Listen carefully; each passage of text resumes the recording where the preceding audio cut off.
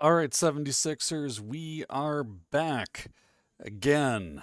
And I want to be happy, but I just can't be. Now, I want to preface this video. Preface? Yeah, I said it right. Said it right enough. Um, I am a I'm not a casual player. I can't say what I do is casual when I play every single day. Literally, I play every single day. I play for an hour, I play for two, I get my challenges done, I'm a a very low end content creator. Um, I have been playing since about a year after launch or so. I've seen a lot of changes come and go in the game. My playstyle, and this is going to be very important, is that I like to get out of bed, get on my computer, drink some caffeine, play through 76 in the morning, and knock off my daily challenges because it makes me feel like I've started my day in a way that I've accomplished something. Something that is entirely unimportant, but it makes me as a person feel better. It's why I'm still playing this game all these years later, because out of every other game that I play, this is really the only one that has daily challenges that take a few minutes, that gives me a thing to do while I wait for my caffeine and morning ibuprofen to kick in because I'm old. That's my playstyle. I am not out here to farm Earl in 30 seconds. That's not me. I will join other players. I will help the event. I will do as much damage as I can. I will spawn nuke silos. I will go out and do what I can to tank as much damage as I can at events and, not try to impress anybody, but do my part to make sure an event goes well. As a player that's over level 900. What am I now? I don't know. I have no idea what level I am. Um, with that being said, the easiest way for me to do that is power armor. Power armor heavy gun build's been my go-to for years. And about last year or a year before last, I switched to power armor two-handed melee when the dual blade chainsaw became a thing, and then I switched to auto axe earlier this year when chainsaw became less impressive than the auto axe. So, having said all of that, I have loved largely the changes to the perk system since then. I can't say that I am in love with the changes we got today, because for a lot of what I do and a lot of the weapons that I use, they got nerfed pretty hard. Now, I'm a not I am not a number cruncher. I am many things. That is not my skill set. So I strongly encourage you, if you are a min-max player, go check out some of the other incredible videos by people like Angry Turtle and DTG Gamer, because they are going to do a lot to break down to show you exactly what's perfect, what the best everything is, and you should take their advice. If you are a casual uh, player like me who plays Pokemon per the noise in the background, um, you may find a little bit different. So the weapons that I largely use, I use uh, Prime Gauss minigun for anything involving Scorched. I use a Tesla cannon for anything where I have to tag a lot of creatures to get loot. So Radiation Rumble, I'll fire a shot. Um, Moonshine Jamboree, I'll fire a shot or two into a crowd of gulpers. Definitely use that at eviction notice if I'm not soloing it on a private server. Then I've got a pistol build with just the simple Aristocrat Scots pistol. I use a light 'em up Gatling plasma to go against the E9 East, the Robot Guardian, the Raid Guardian, the first raid boss. I pull a shotgun and a cremator. I use a cold prime, cold shoulder for hunting things like treasure hunters and holiday scorch for the fun of it. I use a cremator for all of my super ranged needs. Red Terror is a nice little LMG. I have a lot of fun with that just for day to day stuff. Fixer, whenever I feel the need to play Rifleman, which is about once every 2, 3 weeks. Terror Sword, if I really want to, just because it's a fun weapon. Shock Baton, if I have to do anything where I want to inflict melee damage.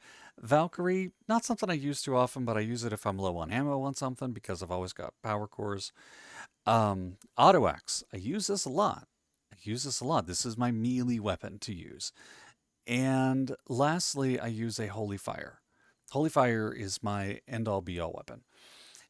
And unfortunately, a lot of the perks that came down negatively changed a lot of what I use. It boosted a few things, but it changed some others. So let's take a quick look first at welcome to Heavy Guns and the Heavy Gun changes. So, very simply, I have my perk named Heavy Guns. Now let's take a quick look. You can see my specials for Heavy Gun right down here along the side, but let's take a deep dive into this. Now, they removed the base damage bonuses for heavy guns, so no more heavy gun giving 20%, expert heavy gun giving another 20%, master heavy gun giving 30%, whatever those were. They've changed it now to something called Bullet Storm. And Bullet Storm is going to increase your total DPS based off of how many rounds you fired. So for a very fast firing weapon like the Ultrasight 2mm Gatling gun, my damage is going to increase quickly per 30 rounds I fire. And if you've ever fired that thing, you know that thing chews up rounds like nothing else. So that's good for that weapon. It is very bad for my plasma caster.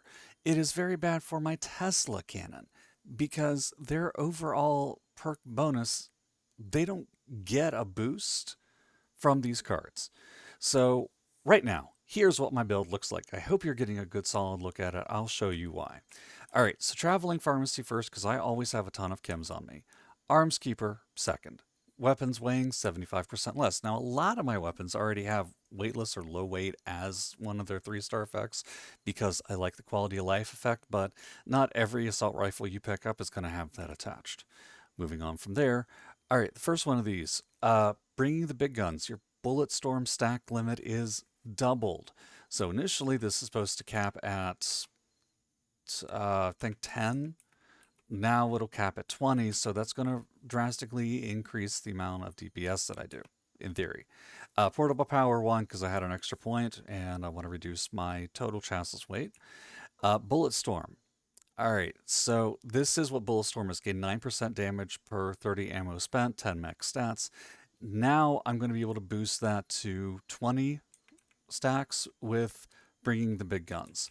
So between the two, that is 6 points of strength. And that's a lot, but in theory, that'll help. And what really makes that work is lock and load, where when you reload, your bullet storm goes away, but this will let you at least keep half of that. So you do the numbers, you make sense of that. I'm not. I'm just going by what feels right now. And finally, tightly wound weapons spin up 60% faster. The only two guns out of everything that I'm currently using that will be affected by this are the Ultrasight 2mm Gatling or Gauss Gatling gun and the Gatling plasma that I use. I don't use anything else. I don't use a pepper shaker. I don't use Foundation's Vengeance. I don't use anything with a drum to it. So for my weapons like my Holy Fire, I've lost a significant chunk of DPS, and I'm really not happy about it. So we'll see how this balances out. All right, moving on from their perception, I went ahead and kept concentrated fire for a small damage boost. Um, I went and added tank killer. So now that all of my ranged weapons will ignore 40% armor, this is going to be super helpful on bosses, a little bit less helpful on yard trash. Number cruncher. This is replacing glow sight for me. Glow sight would increase your damage by 60% on any glowing creature, but as we all know, or maybe you know, glowing creatures aren't that common. Now they have increased how common they are going to be now in the game world with this patch, but they're still not your average piece of trash mob that you're going to run across. So I'm hoping by taking Number Cruncher over Glow Sight, this is going to drastically improve my DPS. Even looking at the numbers on things, my high AP use weapons are getting a boost from this. So hopefully it balances between the general yard trash and things that aren't glowing versus the rare times I run into a glowing enemy. Butcher's Bounty because I run Carnivore. And then Center Masochist, which is actually badly named. This needs to be Center Sadist, which doesn't sound any better because it's 50% range damage when attacking the torso. Pro tip, masochists like to receive pain and sadists like to give it. Just feel like that's appropriate for this card. That's knowledge you now know. We're going to leave out everything else on that. All right, so endurance is a bit hit and miss for me. I threw hiker because I have so much food on me. Starch jeans because I'm mutated sideways. Ironclad, I do like this. This is a big boost and it counts for power armor if you are wearing a full set.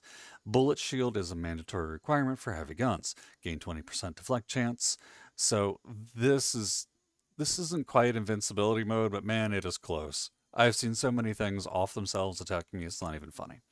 Moving on from that, Charisma with Suppressor. Uh, it, DPS for reduction by 30 seconds for 2 seconds after I attack. Okay, I'm firing a heavy gun, which means that I'm firing an automatic thing most of the time, so it counts. All right, Tenderizer. Each attack makes your target take increased damage. That's especially helpful on bosses. Friendly Fire, because I have the Holy Fire, and it is a flamer, this does help. And it's not just teammates, it's also friendly NPCs that you're supposed to protect. So this will heal the drones in Radiation Rumble and a bunch of other events. All right, intelligence set to 12 with Demo Expert. Explosives do 60% damage. That's pretty much a given. Batteries included. Energy weapon ammo weighs 90% less. Almost all of my heavy guns are energy ammo based. First aid, more hit points. Stabilized. We gained DPS. We lost a reduction on this. Previously, this had a secondary effect to it. I forget what it was, but now we gain 60% accuracy if we're wearing power armor. So it's something, but it's not great. I'm not happy about it. Science, that changed a while back. So increasing energy damage based on my INT and pyrotechnician. Half of my weapons have a flame effect to them. So there we go. Agility is a little harder. With Action Boy, to recoup my action points, which really aren't that important now because I'm going to be doing a lot of manual aiming, but this also applies to the AP you use when you use jump jets, which my power armor does, or sprinting, so it comes out in the wash. Gunslinger, range weapons do 12% weak spot damage. This is a given for me because I am aiming for heads. Guerrilla Expert, so this will give you onslaught boosts for certain things. Um, it increases your reload speed. If you're not firing, you're losing. So anything that increases the speed at which you can reload is better. And then adrenaline, 10% damage per kill while on a kill streak, max 10 is what it says it is. So if I'm frying a lot of things all at once, this is going to give me a boost. Finally, luck at 11, negative effect of your mutations reduced by 75%, because that's important. Junk shield, resistances based on your luck and amount of junk held. If you hold 100 units of junk, you get some pretty decent resists. Ricochet, again, also super critical, ties directly into bullet shield. Between these two on at once, you will redirect a ton of damage. Good with salt because, again, I have a ton of food and I like to have it spoil as less as possible, especially if I'm doing a video like this. Bloody Mess got taken from 3 down to 1. It's now a 1-star. So bleeding enemies you kill have a chance to explode based on your luck. But what causes bleeding enemies? I don't know if I need Bloody Mess anymore because the vast majority of my weapons, I don't think I have any, cause bleeding damage. This one is going to be worth checking. So I don't know if Bloody Mess is even going to matter, but this was a 10% damage boost, and now it's not. And that's kind of lame. Like this perk card has been completely nerfed. And finally, one gun army, because at least this still works. Heavy guns gain a 12% staggered chance and 75% limb damage. I should also note I do have my legendary perks maxed out. With Master Infiltrator is the big one. Agility, strength, charisma, and perception. Really quick on Infiltrator. I would be better off dropping this for one of the other straight special values, but I'm not going to because I am lazy. For quality of life for me, it is worth keeping this on and sacrificing other abilities in DPS just so I don't have to sit through another mini game again in this game. It is what it is. I feel like after like level 750, we should be able to get a special something that does this instead of sacrificing it to a legendary perk. I've got Ammo Factory on, which you need to have on all the time whenever you're making stuff, and I was a while ago, and I completely forgot to reload it. For what I do, though, the one that has just made my life so uniquely fun is electric absorption at rank 4. 20% chance energy damage will recharge your power armor's fusion core and restore health. This makes you invincible in so many situations that it's not funny. Again, you could easily sacrifice it to pick up, say, I don't know, legendary luck, legendary intelligence, or endurance. Those would all be great choices because they would apply for all of your builds. But honestly, I'm in power armor 20, 90% of the time. This, like, it mitigates so many encounters. All right, that is my heavy gun build. I'm going to take a quick screenshot of this so I can brag about it later. Your usage may vary. I do have a rifleman build. I'm not going to tell you about it because a lot of my rifleman stuff is run differently because I'm a full health build. I am going to show you melee though. And I'm really salty about this because with melee, they removed the two-handed and one-handed damage buffs. Okay. But they also added the new bleeding effect, which my auto axe does not have the ability to cause bleeding. And on top of that, they decreased the swing speed for the auto axe and basically just they really nerfed it across the board. And I'm really irked. It's still going to be one of the best weapons to use. I'm still going to roll with it, but I'm a little salty over the change. So take a quick look at this screen. You can see how I have everything set up. Some of this is going to make you happy, some of this is not. Starting in strength with traveling pharmacy, arms keeper, natural stance. While equipping a melee weapon, reduce incoming stagger by 25%. There's only a handful of times this is going to be useful, but I suppose when it's useful, it's going to be useful. It's all I can say. Like if you're taking on a Mirelurk Queen or getting pounded by a sledgehammer or the Ultrasight Titan or something like that. Moving on from that, Slugger. Your melee weapons do 30% damage to crippled targets, so if you've broken something's limb, you will increase your damage on that. Bandolier for my ballistic weapon ammo, because even though I'm using a melee weapon, I've still got all this ammo on my back, so okay. Um, Incisor. Now this ignores 75% of your target's armor. All right, we'll try that.